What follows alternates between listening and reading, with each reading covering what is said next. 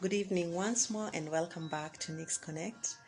I'm excited to be with you today also, and would like to tackle one more episode regarding our communication in this journey. And last episode we tackled on communication as one of our traits in our personality, and today we're going to tackle about the feeling. We say that personality is made up of the way we act, feel, think, and we communicate. So today we tackle on how we feel. And how we feel is about our emotions. Yeah? There's so many types of emotion. How can we define emotion? Emotion can be a sense of feeling, how you feel. How it's a sentiment, it's a sensation. Yeah? That's what emotion is. There are various types of emotion, which are classified into 6.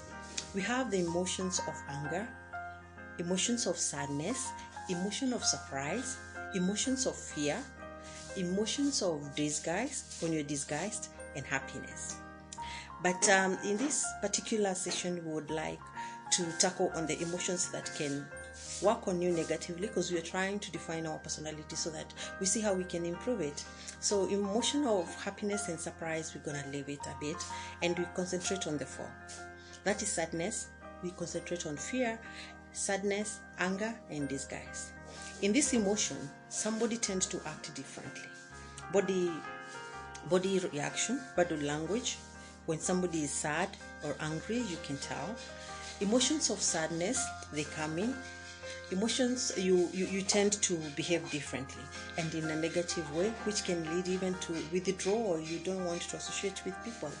So it is we can say that when you have this kind of not good, I wouldn't say, actually they're not good and nobody calls for them. Most of these emotions, they come out of events that have happened into our lives. Some actions or things that have happened, they have caused this. And if you don't work on them, like if you don't work on fear, you fear something, it leads to phobia and you become phobic of that particular incident or that particular thing. If you don't suppress anger leads to temper, and that temper, what will it do? It will make you to make irrational decisions that will affect you, will affect the people around you, will affect the way you think, the way you act, and people will even avoid you. If you don't control or suppress the sadness will lead also to depression. And that's the same thing with disguise. If you keep on disguising people, you're the kind of a person who is annoying. You are just there. There's nothing good you're doing for people to be happy. I don't know whether you've come across people. Their thing is they're full of negativity. They're full of anger.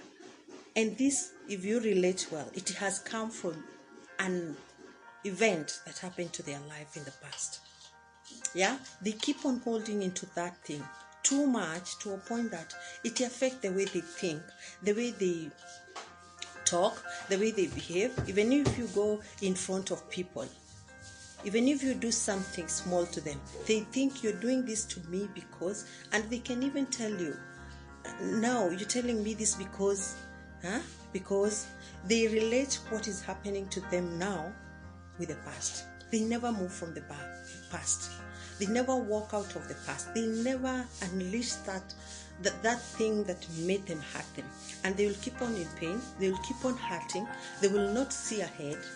And they will keep on looking for something to blame for their current circumstance. Yeah.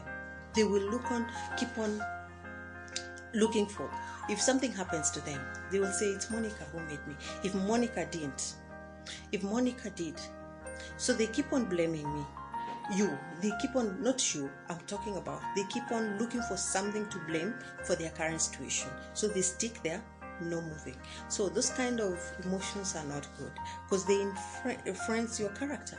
And it can be so disgusting. People don't want to be near you. People don't understand you. They don't want to relate with you. You become a person who cannot even be trusted by people. You become a person who is lying now and then. People cannot even trust you. You say a word today, tomorrow you're not keeping your word because you're full of anger. You're just saying something to let people go. You don't want to commit yourself into that. So there are things that they happen to our lives. This emotion, people react differently. I cannot just tell you how to behave when you're angry. There are people who, when they're angry, they cry. Others, they isolate themselves. They want to be alone. Others, they take a punching bag and punch it. Others, they will just go somewhere and dance or drink themselves. Others, they go to church and pray, and those things will end. So it totally depends on how you want to deal with your emotions, how you want to deal with your fear and your anger. But there's one trick that is always given for fear. Fear, it's easy to deal with because there's an experiment that is called it's called exposure strategy. If you are phobic of water, you need to plan and learn how to overcome that. Fear, it's possible to overcome. So exposure plan comes in like you get a plan on how you're gonna get out of this. Yeah, you start following.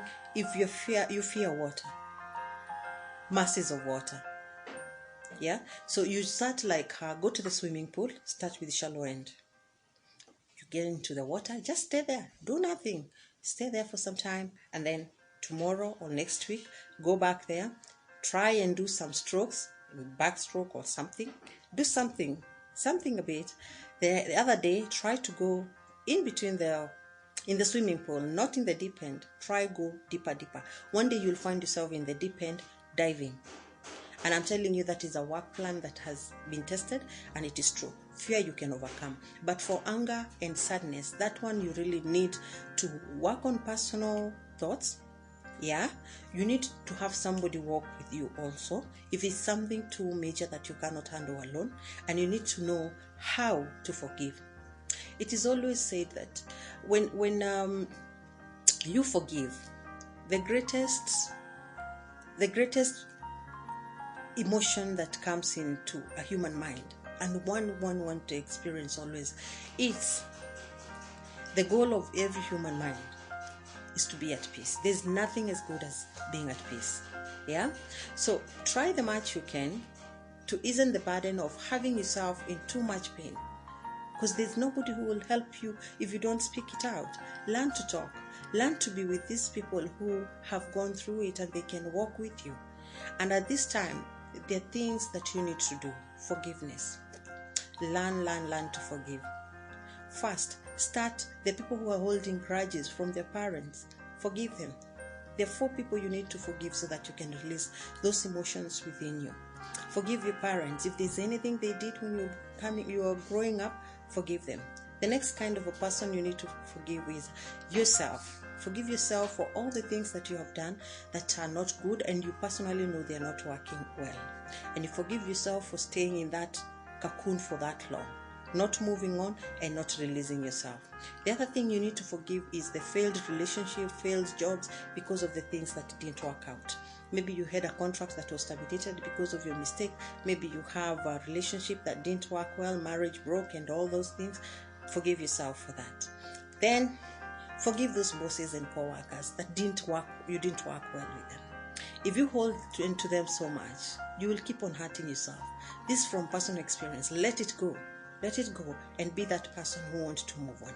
Release it and focus on the forward, and you will find yourself having a relief. I never thought that it will come a time that I will talk about this with a lot of peace. I have been in a situation where things were not that smooth, and I managed to walk out, and I forgive, and I'm at peace. So it is also possible for you. So with this, I would like to let it stop at that. We can move on tomorrow, and we check again on, we can either revisit this topic. I think it's a bit bold, or we move on to another one. If you have any question or anything you want to talk about, just ring me up. Let's get hooked. Let's get connected. Thank you.